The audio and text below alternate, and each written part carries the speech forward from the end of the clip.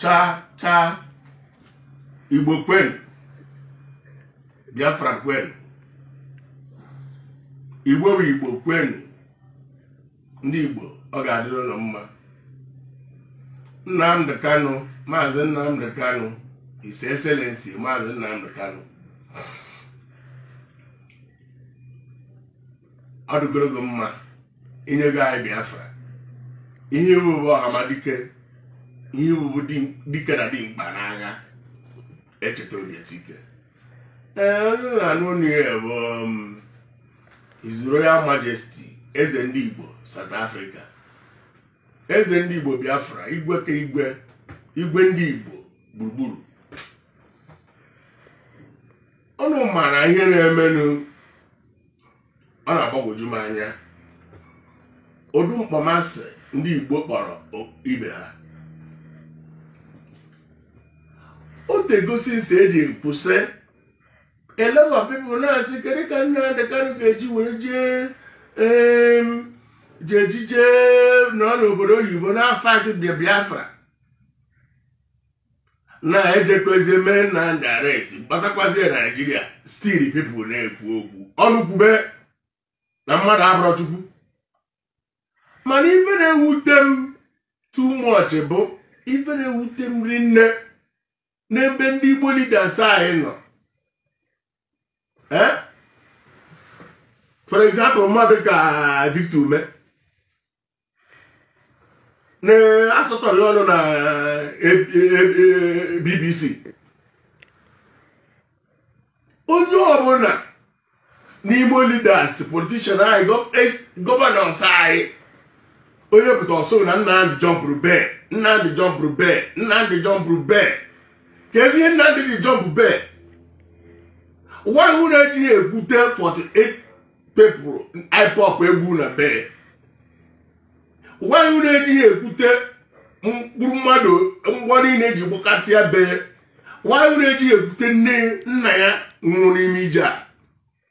Nwaanyị na-ejighị ekwute na o ruru mgbe ọ ga-eje court, achọ ka eburu ụzọ gbawuo ya. Adọkwa the same Eastern Governor kwucha ma na Victor Ume achụchara ndị pere aka ka eje gwuo ya. Ihe unu na-ekwute nke a, ihe unu na-ekwu bụ na ọ jọmpụrụ bee. Ị na-ekwu ọ jọmpụrụ bee, na-ekwu otu ndị Operator Mpaito bụ ndị gọvanọs ikpeazụ ha ndị ọzọ, gọvanọ Ekezi ikpeazụ na ndị ọzọ si wee jeje lee ambush na bee ka egbuo ya. Oliver De Coque tiri egwu se osisi nụ na a ga-egbu ya kwuru ofu ebe, mmadụ nụ na a ga-egbu ya gbaba ọsọ ndụ ya. Ka esi ka Maazị Nnamdi Kanu ejiji agbazi ọsọ ndụ ya. Onye pụtazi ọ na-asụtọrọ ọnụ na ọ jọmpụrụ bee. Ewetezi jọmpụ bee. Ndị gọvanọ ọzọ a ma Victor Ume a ihe niile a na-ekwugheri ka njụọ ụnụ, ọ bụrụ na obodo ụnụ ka a bịara ka e nyere gị bee ejejekwa kọtụ ọzọ, abịa chọrọ igbu gbuo followers gị niile ma ọ bụ ndị nọ na be gị, ị ga-achọ ụzọ gị. Akwa onye nụrụ ọgụ gbuo ọsọ, onye gbara ọsọ n'ọgụ na-echigata azụ n'ụkwa nke abụọ. Ọ bụrụ na egburu Nnamdi Kanu mgbe ahụ, a ga-eme ya arrest ije court kịta? Mba. Biko nụ ndị Igbo leaders anyị ka anyị mere n'onwe anyị ebere. Oke, Igbo leaders anyị na ndị gọvanọs anyị South Eastern governors anyị, unu adịghị ekwu okwu. President Buhari bụ onye isi ndị Mieti ala na-egbu ndị mmadụ. Unu adịghị ekwu okwu onye isi ndị West Africa ICC. Unu adịghị ekwu okwu onye isi ndị Boko Haram. Unu adịghị ekwu okwu ndị niile ha ha na-egbuchasị n'ime ọhịa, na-ewekọrọ ana ha mara Benue steeti, na-egbu ha, na-ebe ha ma isi ma ụkwụ ma ara, ihe niile n'elu ha na ndụ. Unu adịghị ekwu okwu a. Kama onye ọbụla kpọrọ ọnụ bụ Nnamdi Kanu. Unu amakwa ife ka mgbazi unu Biafra niile, Igbo niile na-ege m ntị, gee ntị ọfụma na ihe onye amara karịrị ya. Onye amara ebe eniri mmadụ ga-abụ onye ibu arụ oji bụọ obido n'ụkwụ wee bọba. Ambasonia akwụrụ mana onye isi ha Ambasonia nọ n'ime jee na mkpakpa na-akpa na Ambasonia kemeri ma anaghị eme n'ihe dị na Ambasonia kemeri na-agba ọsọ. Oliver Tambo na South Africa bi London ọ ga-akpakpata ahụ na esi Mandela were jee nga 27 years ka ọ nọ n'ime nga na nsogbu bidoro. A na-eti isi ebe niile na-emebi ihe niile. Emeka anyị ọkụ ha chụrụ chọta udo mgbe ọ bụ Secretary of Commonwealth ha chụrụ fight ya udo. So onye na-agwa ndị Biafra bụ Nnamdi Kanu anọghọzi Europe, Nnamdi Kanu nọ na Nigeria. Kịta ka ị ga-fight maka freedom because na ọ nọzigo nso. Ọ bụrụ na obi esighị ike na ọ nọ na London ma ọ nọ America ọ nọ kịta ka obi esighị ike. Kịta ka unu ga-ebido mebibe nke bụ ihe. Kịta ka unu ga-ebido chụba ndị Fulani Herdsmen gbube ndị atụrụ ha egwu ha. Ọ bụghị ka ha megharị ya anya bịa nara ya ala nna nna anyị ama ekwe omume. Matakwa na okwu Nnamdi Kanu kwuru. Nnamdi Kanu sị na ya ejighị disappoint kwa anyị mana anyị edisappoint kwana ya. Ọ bara n'ime eminu n'onwe deputy. Ọ bara n'ime eminu n'onwe secretary. Ọ bara n'ime eminu n'onwe coordinators. Ọ bara n'ime eminu n'onwe commander in chief na Eastern Security. Ọ bara n'ime n'onwe second in commander in chief na Biafra Army. Ka ezi ihe unu ga-eji wee na-arara ụra. Ka m kwere unu nyere 72 hours. 72 hours ruo amere ihe a na-eme. Unu tiribe ebe niile. Tụwa onye ọbụla gwa tibenu. Ibu na victim me sine ya bụ sineti nwaanyị n'ike anyụ amịrị narị ya pawa. Ọ na-ekpu ogologo okpuru edi ndị China. O kwesịghị ịnọ na anụ Igbo na-ekwuwere ife ahụ. Ọ kịta ka unu yutu ma nwatakịrị a mụrụ ọfụrụ chọrọ inwere onwe ya. Oke ime enu ma na ihe makwa ihe ndị a na-agwa anyị. Victor mekwuru ekwuo na a na-emegbu anyị emegbu. Onye binikwa ọ na-emegbu anyị emegbu. Onye nke a binye a na-emegbu anyị emegbu. A na-emegbu anyị emegbu ka ndị ga-afa achịsị ka akwụsị imegbuzi anyị. Because na a na-enyecha ya ego oyi nke gị mmanụ ihe nke anyị nwekwara akụ na ụba Biafra ka a na-enyecha ndị Biafra. Enyecha ndị Delta, enyecha Niger Delta maka Imo nọ na ya, Abia nọ na ya, Anambra nọ na ya. Ha bukọrọ ya 6 million Fulanis na-enye almost 3 million to 400 million nyecha buruzie ndị ọzọ na-ebupụsị. Unu wee na-enwe aṅụrị na ejeje mee Nnamdi Kanu arrest na nke ya agụgo. Unu ama mgbe Mandela bara n'ime ndị ANC na ndị South Africa ọ gwara gị na bụ ha ama fight the apartheid. Onye isi Ambasonia nọ n'ime ndị Ambasonia ọ gwara gị na ha ama fight zi. Ọ dịta Nnamdi bara n'ime reserve ka a ga-ebidozie fight Biafra. Kịta ka ebe niile ga-enwe ọkụ. Ụmụ Biafra ma UGM ma Eastern Security ma Biafra Army volunteer forces nwunye mmadụ ebe niile ọkụ mere ka ebe niile dị ọkụ. Unu ekpere ka udo dị maka na otu siri mara Nnamdi Kanu Nnamdi Kanu dị redi enwu mana gị nwee dị redi enwu. Onye ọbụla dị redi sacrifice nne ya nna ya elekọ mkpụrụ obi chọkwa sacrifice onwe ya maka gị nwa ọdụmma gị ka ehi ị ga-eji wee nọrọ na-eri akpụ na-eri garị na-ekwu okwu ogologo edi na-ekwu nonsense. Ndị Eastern Governors anyị ọha na eze George Obi ọzọ na ndị otu ha unu na-ekwu okwu na-ata okwu eze. Ọ na-aba anụ ọgụ n'chia n'ume ụlọ n'usie ya ike oruo n'iro emegharịa ya kpuchie ya, mana unu anaghị ekpuchi nke unu na-eme ka unu na-edisgrace onwe unu bifo ọnụ Fulani.